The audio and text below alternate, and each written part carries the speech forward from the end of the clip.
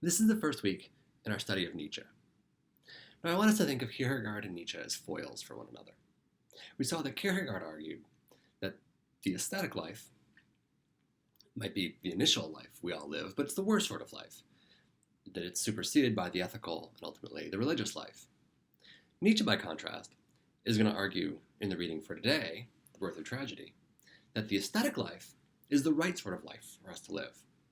And he's going to argue in the readings for next week and the following that Christian morality and Christian religion cannot be affirmed as good lives. That rather than being life-affirming, they're in fact life-negating. All right, so in The Birth of Tragedy, on page 58, Nietzsche writes that it's only as an aesthetic phenomenon that existence is justified. So this invites us to ask two questions. First, what's an aesthetic phenomenon? Right, for Nietzsche, what makes a work of art a good work of art? And second, how can life be justified as an aesthetic phenomenon? How can whatever it is that makes an artwork a good artwork also make a human life a good life to live? So Nietzsche provides his account of good art by considering Attic tragedies.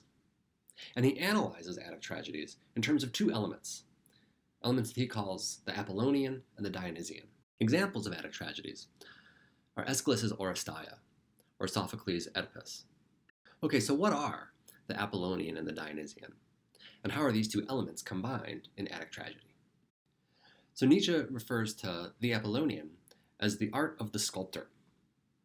He says the artistic world of the Apollonian is the dream world. For Nietzsche, we take joy in dreams because of their pleasing images or forms, or their pleasing narrative. So if we want to think about the Apollonian virtue in art, I think it's useful to think about what makes a narrative a good narrative. Now Nietzsche suggests, on 44, that it's a certain kind of joyful necessity. So to think about this, consider what makes a news report a good news report. Right, a news report is a good news report if it gets the facts right. Right, you can't say just anything in a news report because there are facts, and the news report has to get the facts right. Now, in a work of fiction, there are no facts that the narrative is responsible to. But the thought is, even in a work of fiction, you can't say just anything, because there's an internal coherence to the narrative. Given the way a certain narrative begins, it's necessary that it end in a certain way to give it a coherence to the story. And so the joy we take in a narrative that has this sort of coherence that gives the beginning, the middle, and the end a necessity, that sort of joy is the joy we take in an Apollonian artistic phenomenon. Now, if in Apollonian art there are discrete images and a joy that's taken in the necessity of the formal structure of those images, the Dionysian is the opposite. It's art in which we take joy in the breakdown of a narrative, or the breakdown of discrete images or discrete individuals. While the Apollonian is the art of sculpture, for Nietzsche the Dionysian is the art of music. And while the world of Apollonian art is the dream world for Nietzsche, the world of Dionysian art, Nietzsche says, is the world of intoxication. Now, Nietzsche makes clear on page 47 that the sort of intoxication he's imagining is not the effusive transgression of the sexual order. Instead, the sort of intoxication that Nietzsche has in mind is what he calls the breakdown of cognitive order, or the breakdown of the principle of individuation. And I think he gives us a good example here when he talks about looking out at the sea on pages 44 and 45.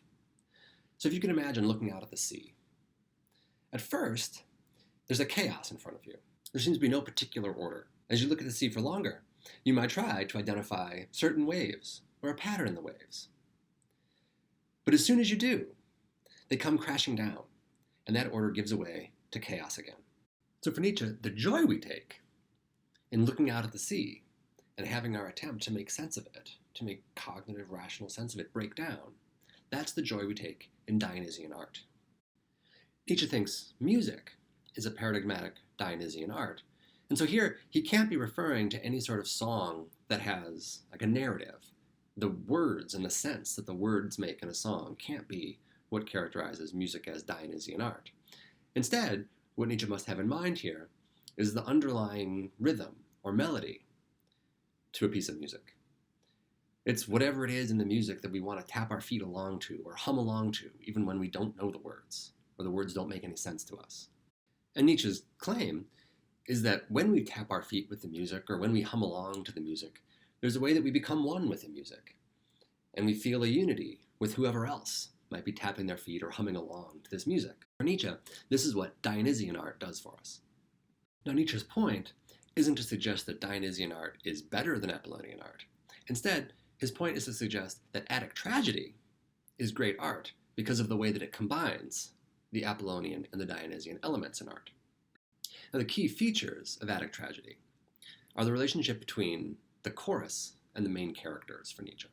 So Attic tragedy begins, unlike a lot of plays that we're accustomed to, with lots of people on the stage. The group of people on the stage at the beginning of the Attic tragedy is called the chorus. And the various people in the chorus aren't individuated from one another in any significant way. The chorus sings a song at the beginning of the Attic tragedy. And this song is meant not to set the stage for the play or to tell us who the main characters are, or where the play is taking place, but instead to express the emotion that the community is feeling. And then out of the chorus step the main characters, and they live out their story. And then at the end of the play, the characters recede back into the chorus. And again, the chorus is singing, and it expresses the feeling that we're supposed to be brought to have at the end of the play. So the structure of an Attic tragedy is Dionysian chorus, Apollonian narrative, Dionysian chorus, and the point of the Apollonian narrative is to bring us to feel the feeling that is expressed at the end by the Dionysian chorus. Now, what I want us to think about is not so much whether Nietzsche's right about Attic tragedy or whether Nietzsche's right about great art. What I want us to think about is whether Nietzsche has provided an analysis of art that can be applied to life. Remember, the claim we began with was Nietzsche's claim that it's as an aesthetic phenomenon that our existence is justified. So how is it that a human life can take on this structure of Dionysian, Apollonian, Dionysian? And how can a life be good in virtue of taking on that structure? So this is what I want you to work out in your essays for this week. Give me a richer account that I've just sketched of the Dionysian and Apollonian elements in Attic tragedy, and really focus your essays on thinking about how a life can embody the Dionysian and Apollonian elements in artwork, and how it can be good by embodying them. And here, I think it might help to have as a contrast the theoretical man, who Nietzsche criticizes on page 77.